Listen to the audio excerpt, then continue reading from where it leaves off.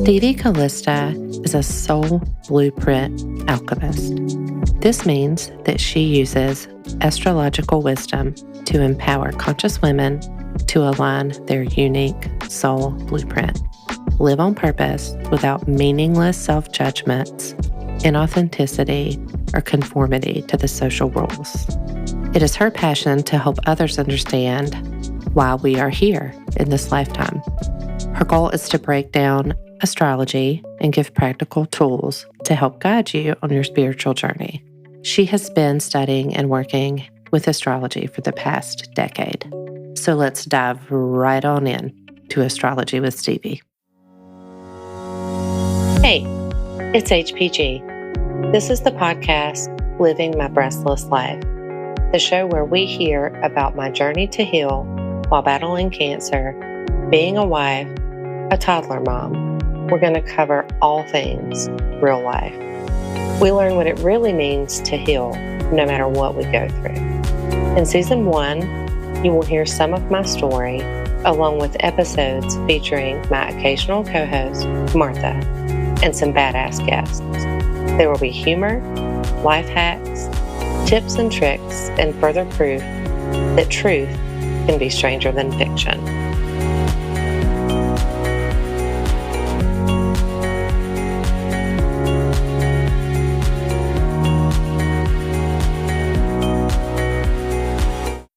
So you read my birth chart back in December of 2021. What is a birth chart? For folks who don't know, when we talk about like my birth chart or my birth chart reading, what is like a 101 to a birth chart? I love this question. So essentially, everyone has like a blueprint. And the birth chart is really like your soul's blueprint of where you were and where you are heading in this lifetime and all the different aspects of yourself.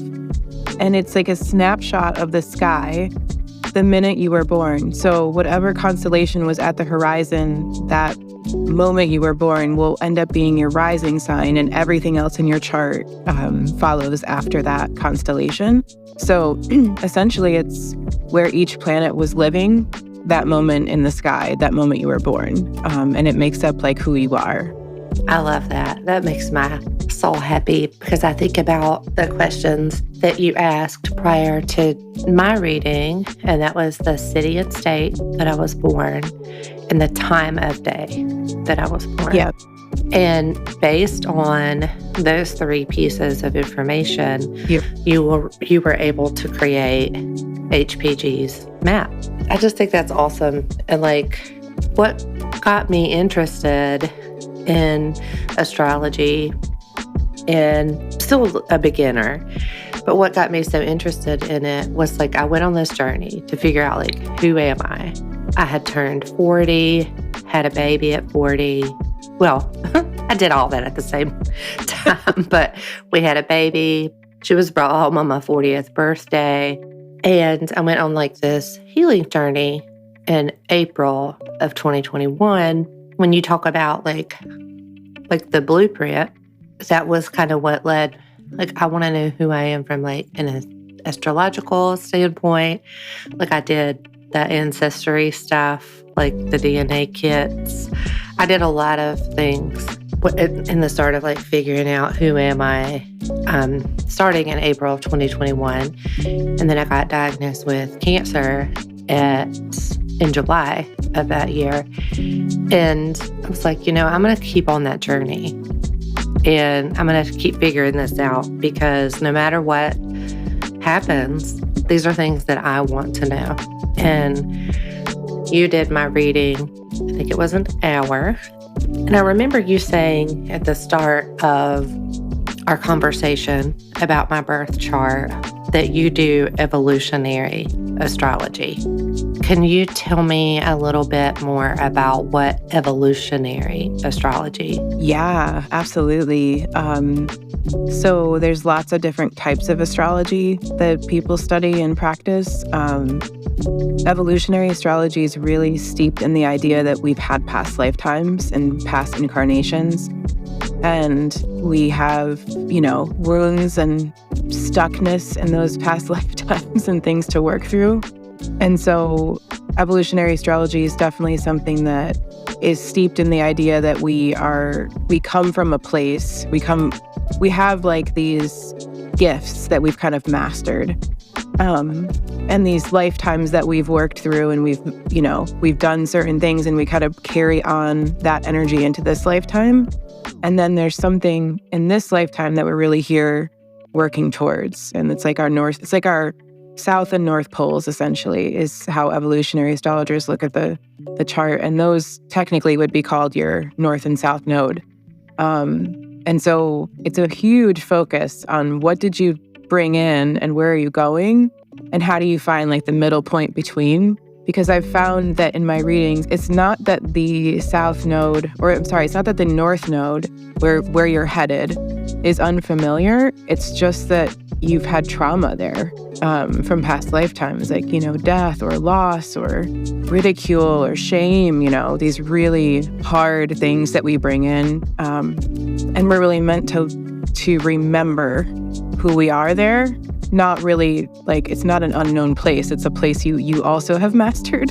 It's just that there's like trouble there to work through, So evolutionary astrology is definitely a focus on understanding the really big picture of a soul. And in my sessions, I definitely like to focus on, I see a lifetime where you were a witch and you were killed for being a witch. So you brought this like trauma in and you're here to work through it in a different kind of way. And so it's a really big picture look on your soul's evolution. Yeah. I love when you and I were talking in the reading, when you were like, this is what your soul's here to do, was to heal you. And that felt like physically so true to me. Like that went through me. And I listened to it a couple times in 2021 and then in 2022, and most recently listened to our recording in January. And some of the things that you and I talked about really just blew my mind. I was like, wow, it's so nice to go back and listen. Like, it's cool in the here and now to hear it. But the gift that I think was given was like, this is like really interesting, like to reflect on. And when you were talking about like going toward the north node, but like when you're going toward the north node, like toward the future, when it says it might feel familiar. But the north node, your soul feels most alive when you're in the north node's energy, when you're not stuck in the south node. Like if you get too stuck in the past, which is your past lifetimes and where it's comfortable, you're going to be like, this is not fulfilling. This isn't what I'm here to do. And so your soul will push you towards the north node, even though sometimes it can be a kind of, scarier place to be. But you actually feel most alive and most aligned in the north node, or at least finding the middle point between the two. Yeah. So when folks are more aligned, what would they experience? Like you hear of alignment, like physical alignment. When you said trauma earlier, I would love to touch on that in this interview because, I was a social worker for 20 years and I have seen my fair share of unhealed trauma and have some of my own. The question is like when you go toward your north node, and how do you feel aligned? How do you know that you're aligned? That's such a good question. I love this question. You're gonna feel excited, maybe a little nervous. Maybe you're pushing your limits, but in a way that feels like authentic, like this feels like true for me.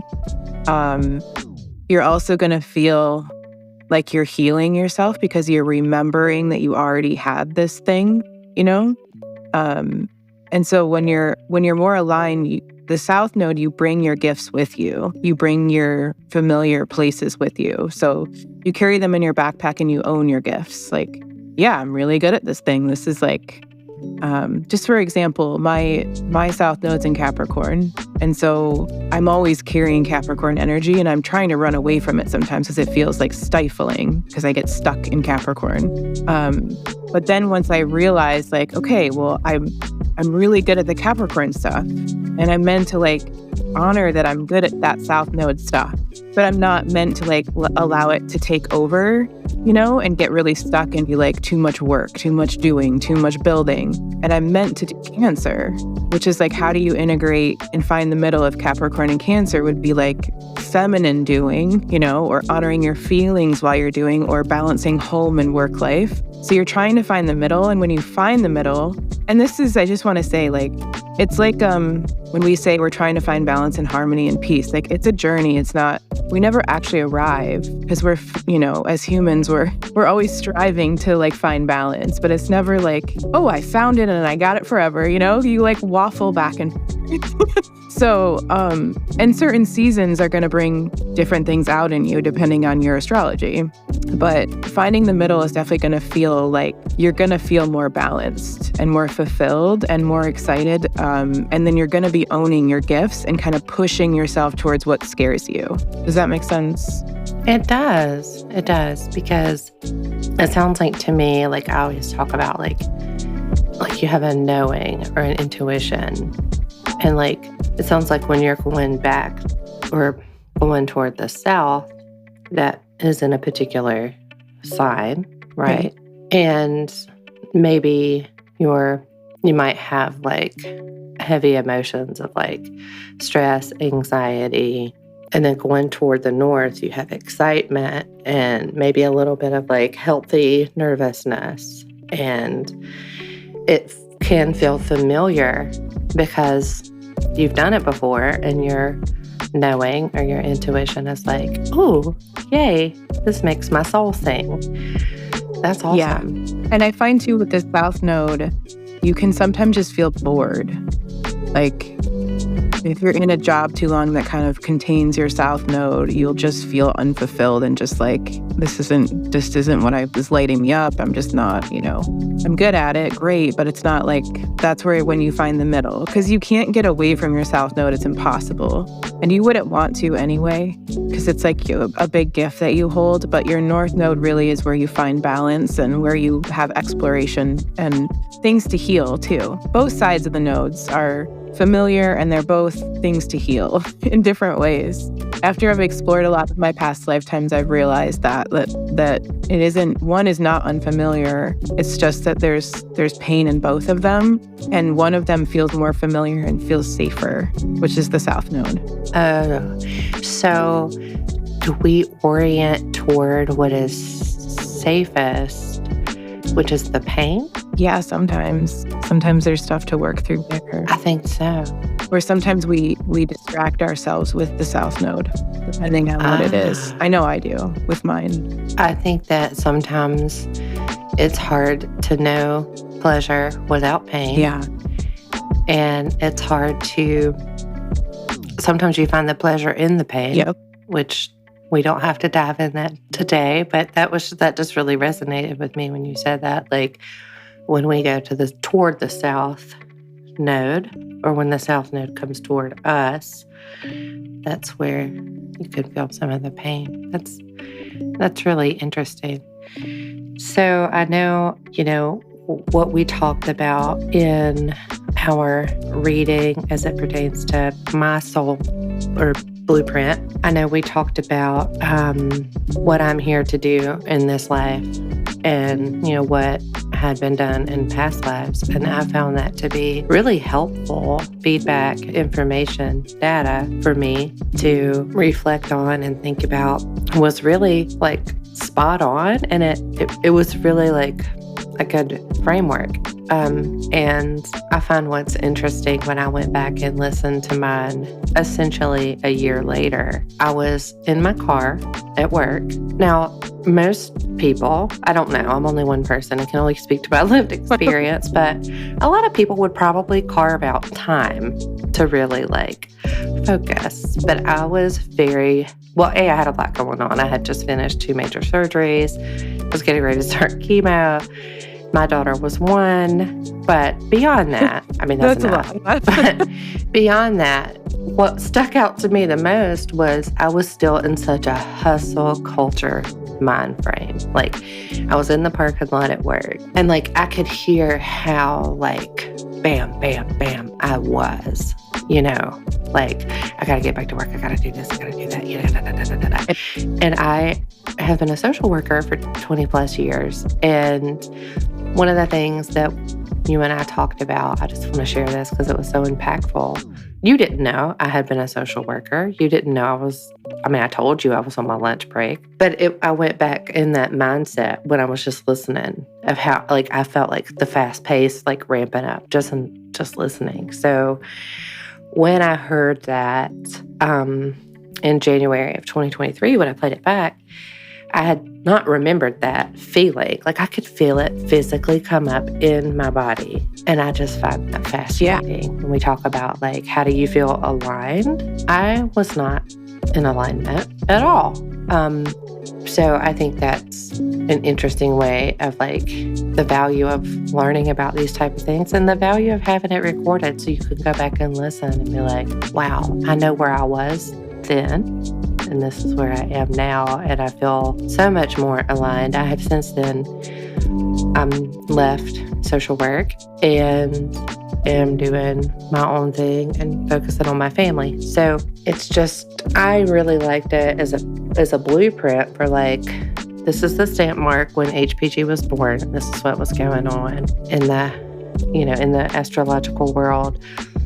But it really just helped me like food for thought. Gave me a lot more insight about myself, but also gave me like, this is something to really think about and tune into.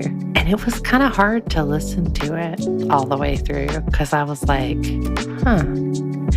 And, when you are in a contemplative state of change, it can be uncomfortable, when people think like, oh, we are now balanced. Here we are. I have arrived. And we will remain balanced until the end of time. That is not true. I always say, like, I have embarked on this healing journey, and I will probably not leave this earth as I know it healed, but I will do it trying. So there is some discomfort in healing and starting on these journeys. It's kind of like when people tell me that they went to therapy once and it didn't work. I'll just leave that there. So, like, we don't have magic wands, you know? Like, you've got to do the work, and the work is hard. And getting to know yourself is hard. And I think that the birth chart reading was really helpful. You have to like face parts of you've been shoving away for so long, And obviously there's reasons why you do that. Protect yourself and all of that. But I think it's so beautiful what you said about kind of going back and re-listening to an old version of yourself even. I don't feel like we do that enough. I was thinking about that yesterday. Because you always think about how, at least I do, how I can improve and what's wrong and more, I should be doing more. And it's like, I still have this to work on. And it's like, hang on, even look back 6 months ago. Where were you mentally? Like, what have you gone through? We don't do that enough, And like, pat yourself on the back for, like you said, continually trying to heal. Yeah. It's hard. It's hard. Even positive change is hard. Even positive feedback, right? Yeah. From ourselves, when we look internally can be hard, but it's worth it. Agree. What got you into doing this type of work with folks? So I've always kind of been intrigued by astrology. And I remember being a teenager and just kind of, learning a little bit about it. I was a very strong, very steeped into Christianity when I was in high school and early college, because it's the only thing that was available, and I was searching for something greater than me. It was like all I had, And I graduated. I started to do. I went to school for digital media, so I'm a computer nerd artist, And then I just kept being like, I like the creativity, but I want to help people and do something really intimate. I love to analyze people and, listen to people and reflect back. And this is a gift that I have. And then I don't know if you've ever heard of Deborah Silverman. She's an astrologer, pretty well known. She's hilarious. She's really funny. And she had these YouTube videos where she dressed as each sign. And I just kept watching them and laughing. And then I looked into her. And at the time, I was pretty skeptical of astrology. And I was a little bit still in the mindset of, horoscopes and magazines and how astrology's got such a bad, in the past, on purpose, such a bad rap for it being so, you're just your sun sign or, But then I looked into studying with her and I started studying with her and I was just like every day mind blown, because what you do when you first start studying is you look at your own chart and you focus on yourself and your family members, and I was just blown away by it. And at the time I didn't know, but Pluto was on my south node. So I felt this deep in my bones calling to just like go full force, which is very Plutonian, like go jump all the way into this. And at the time I was making jewelry. And my husband was very supportive. He's like, go for it, whatever. So I just like went all in. And then from that point on was just totally obsessed and started giving free readings and just like anywhere I could, take data. It was amazing. And I quickly realized I'm no longer a skeptic, because it's way more complex than you're a Taurus or you're a Aries or, it's so much more complex than that. Let's take a little break and get right back to the show. Feel free to let us know what topics you'd like to see covered in future episodes.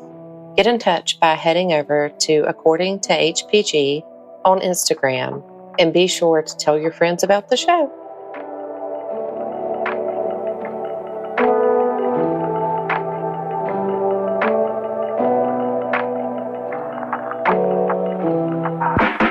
There was a time when I thought I could record, edit, and publish everything myself. Seeing as this left me very little time for anything else, I started to lose the standard of quality I was used to. Then I found Jay. In less than a day, the show went from so-so to amazing. Don't sacrifice quality for mediocrity.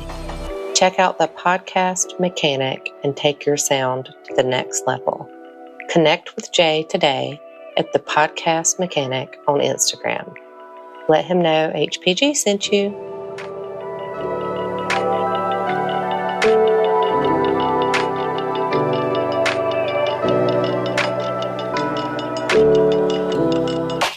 And now, back to the show.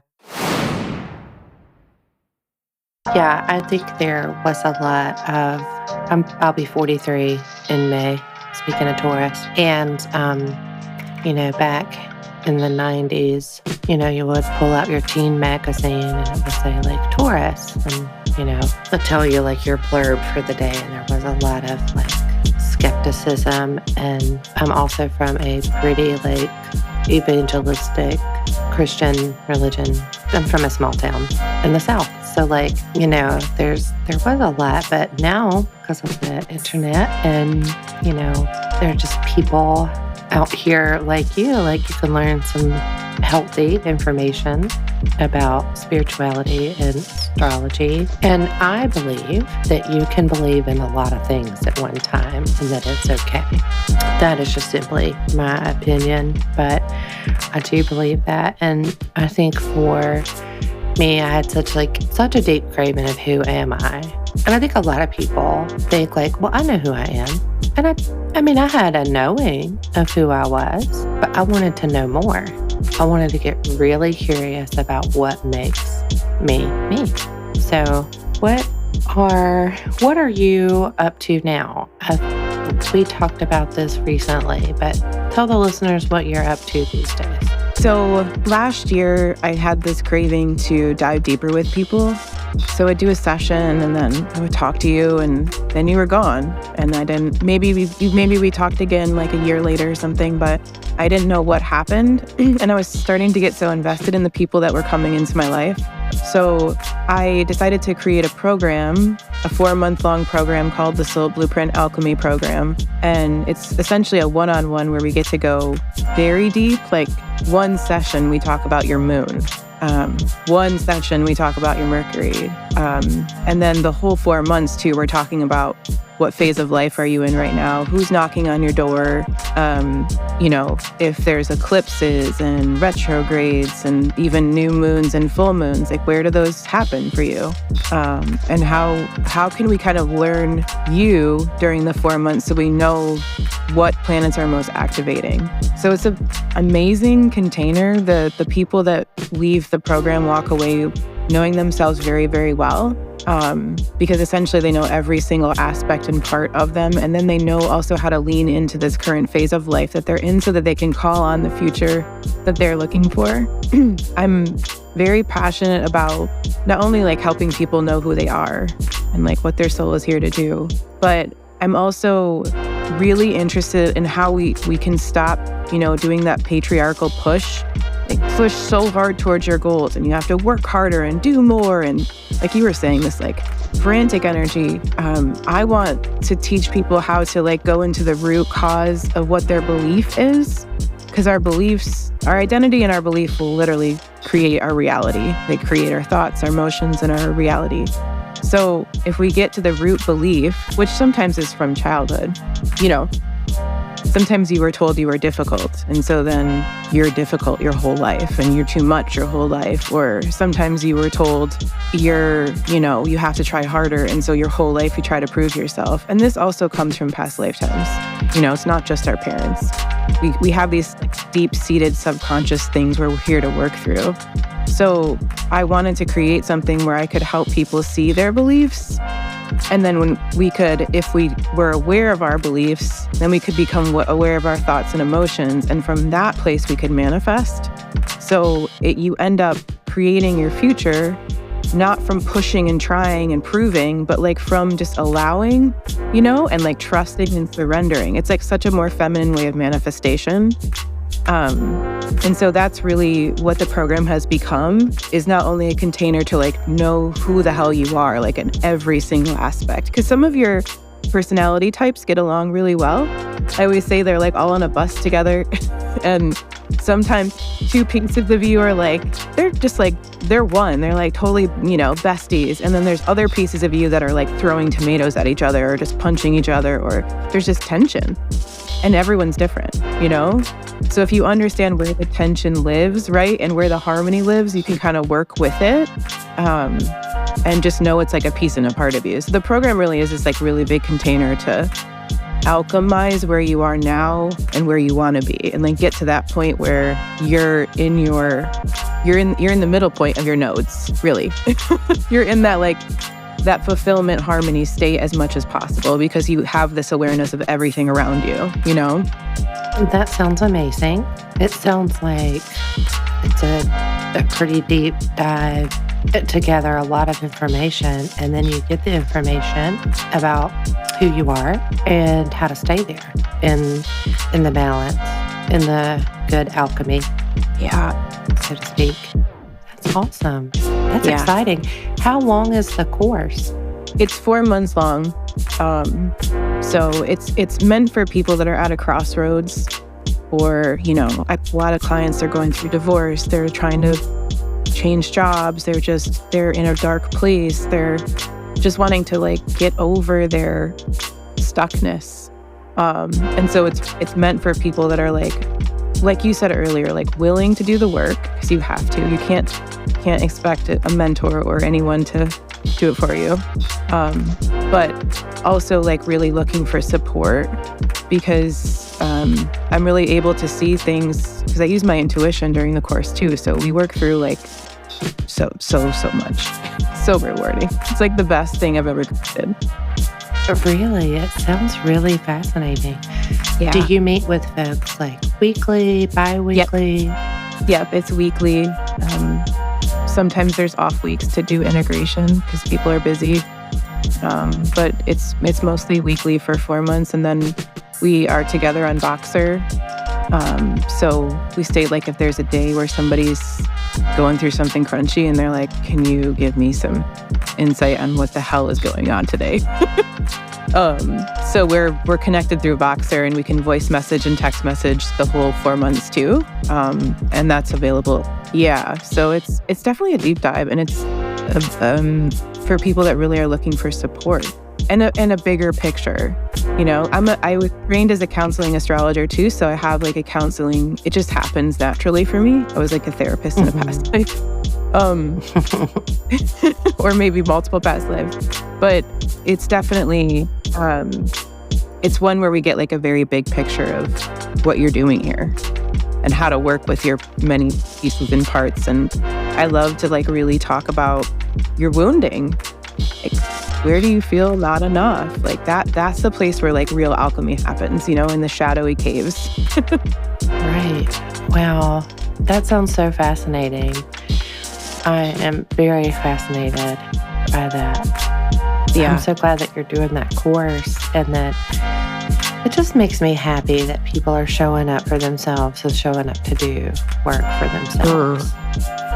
It is so important. It is. It is so important. It's the best gift you can give yourself and the others around you. Yeah.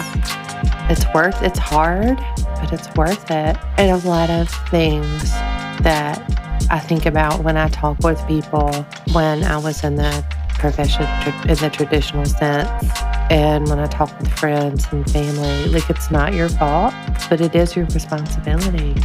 That's so beautiful.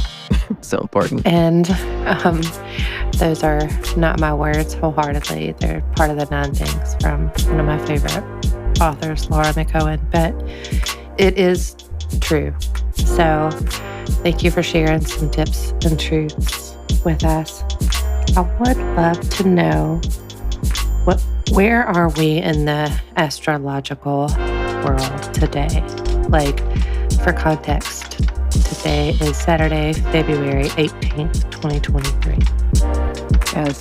So, there's so much to say here. I'll try to do my best to condense it. So the condensed version. Yeah. So I'm going to go big, right? I'm going to go really big picture, because I think that really helps me. Like, where are we at in the really big picture sense? So we are either in or moving towards the age of Aquarius, and the ages are over 2,000 years long. And so we are in the middle of ending the age of Pisces and moving into the age of Aquarius. And so we are definitely in this transitional phase. I mean, everyone feels it. There's like so many systems and structures that need to go away and need to crumble. And we're all craving this like new energy and new way of being on the earth. And it's coming. And look, what you were saying earlier about people taking responsibility for themselves. And even though it's hard, like doing the work, like if we all sat in our houses and meditated, we could literally change this planet.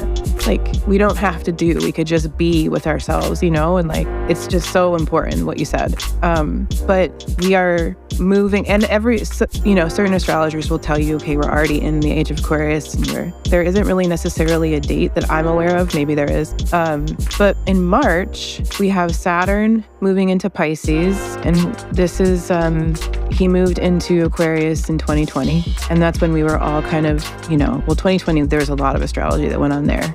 I have videos about it if you ever want to go back. And when Saturn moved into Aquarius in 2020, we were all restricted around seeing our friends, seeing our community, travel. Saturn brings restriction at first, and then he brings the energy of, hey, take responsibility, start making new structures. What are you doing? He's very much like the high school principal, or the one that tells you to get to work and take responsibility.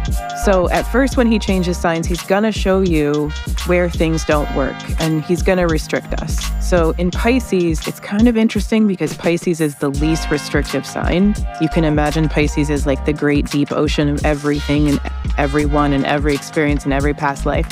So when Saturn moves into Pisces, we can expect restriction probably around religion and spirituality, which will be interesting. We can expect to be shown the shadow of where we've been delusional. So the news, I'm guessing, the media is going to have a lot to do with this. Where we've been by them, like that's what they do, that's why they're there. And all kinds of other, he's going to bring up restriction. And it's going to be quite when an outer planet moves signs, and Saturn is a social sign, so he kind of brings the collective energy. We will feel it. So that is technically March 7th is when Saturn moves into Pisces. So that will bring a different flavor. March brings a different flavor. And 2023 is 1 foot in the new and 1 foot in the old. So we are going to be tasting the new, and then we still have work to do in the old. And so there's still stuff that's under the rug that has to come up. But we're going to start to get a taste of like the new cycle, let's say. The other thing that's going on in March is Pluto changes signs into Aquarius. And I actually just did a video about Pluto being where he is right now at the last degree of Capricorn, and he's been there since 2008 when we had the recession. And he moves into Aquarius on the 23rd of March. So Pluto kind of holds the generational energy. Like if you've ever heard people argue, like, when do millennials start? When does Gen X start? And my belief is that Pluto carries that energy. So when Pluto changed from Libra to Scorpio, that's when millennial energy started. And you can tell a big difference in the energy from the generation. So Gen Xers are Pluto in Libra, and millennials are Pluto in Scorpio. So Pluto spends 15 to 20 years in a sign, and he's been in Capricorn since 2008. And when Pluto comes, similar to Saturn, he's going to show us the shadow. He has to. He is totally the planet of transformation and rebirth. And you can't have something birthed if you don't let something die, right? Like, it just doesn't work like that in civilization. So Pluto coming to Aquarius is going to be interesting. Just like when he moved into Capricorn, that's when we were like, hey, your systems and structures suck. They don't work. The patriarchy isn't working. Authority figures are controlling you. Like, all this stuff came up, you know? And where we've lost our inner authority. That was like what we've been working through since 2008. So this year, we're at the very last degree of that. Then we pop into the new, then we go back into Capricorn. And so there's still systems and structures and dirt under the rug that has to come up around authority, around corporations, around politics, like any place that we've listened to an outside authority. So it's an intense year, I will say. And I'm not here to scare anybody. I hate that kind of astrology. I'm here to empower us to be like, there's still work to be done here. And Pluto in Aquarius will show us where humanity is not being served. So Aquarian energy is the whole. It's all of humanity. It's the collective. It's very innovative. It's very geared toward technology, like innovative technology. So what's going to happen is we're going to see a lot of woo-woo technology and good stuff for Earth, healing technology. Maybe we'll start to figure out how to use free energy again, like we used to way back in the day. Maybe like we'll learn how to use frequency more to heal ourselves. Like where does science and spirituality mix, essentially? But when Pluto changes signs into Aquarius, he's gonna show us where we're not taking care of each other. And he has similar flavors because Saturn moved into Aquarius, same sign in 2020. And we were very much shown like, hey, this is not working. So what do we need to do? But we still have to let systems and structures crumble that don't work, right? Like our government is never gonna work.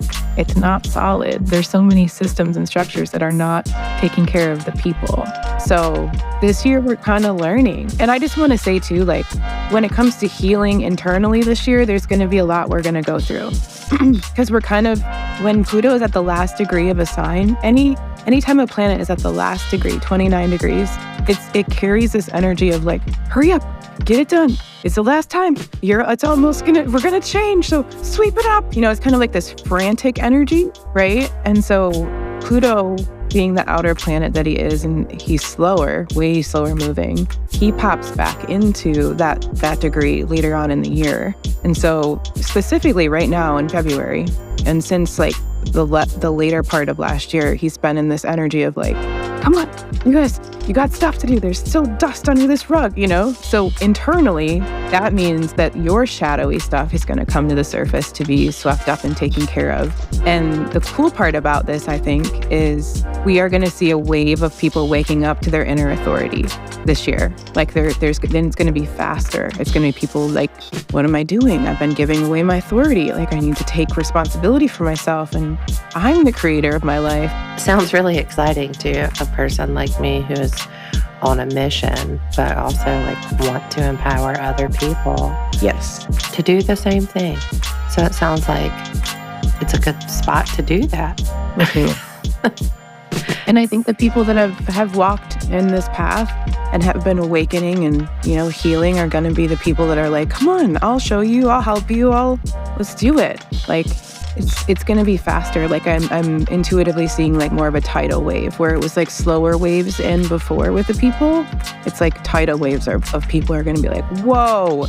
And that could also mean, big things coming up from the surface, like who knows what, around, like secrety stuff that's been on the surface that's been controlling us that we weren't even aware of, So. Oh, wow. Yeah, it'll be interesting. I'm ready. It sounds very interesting. Thank you for that update. Yeah. That's fascinating. That'll definitely give myself and the listeners something to think about. I'm intrigued. I'm going to embrace the information that you just gave me with curiosity and interest. And I'm going to figure out what fascinates me this year. I mean, a lot of things fascinate me, but that is going to be my approach to the information that you just shared. So tell the listeners how to find you if they're interested in taking your course. Yeah. Tell folks how to find you. So you can find me at farmhousemoon.com, and you can read about the course and how to work with me and, send me an email. There's a form there on my website if you're interested. And we would set up a free 30-minute phone call just to talk about where you are now, where you want to go, if we're a match. Because I don't accept everyone into my program only because I want to make sure I can help you. And I really want to know that we're a good match for each other and vice versa. So that call is like to get to know each other and figure out what your goals are. And then I'm also on Instagram. I'm Farmhouse Moon. And I post a lot of astro updates there and just pop in to tell you like, hey, this is what's going on in the sky right now. And don't freak out. It's okay. I like the stuff that you share. I also like your bathroom that you just renovated. Oh, thank you. I love that wallpaper. Oh my gosh. It's like fairies live with me. Oh, it's beautiful. Y'all need to go check out Stevie, Farmhouse Moon, and Instagram. See what it's all about. Well, thank you for meeting with me today, Stevie, and for being on this episode. It's my pleasure. Thank you for having me. Thank you for listening to this episode of Living My Breastless Life.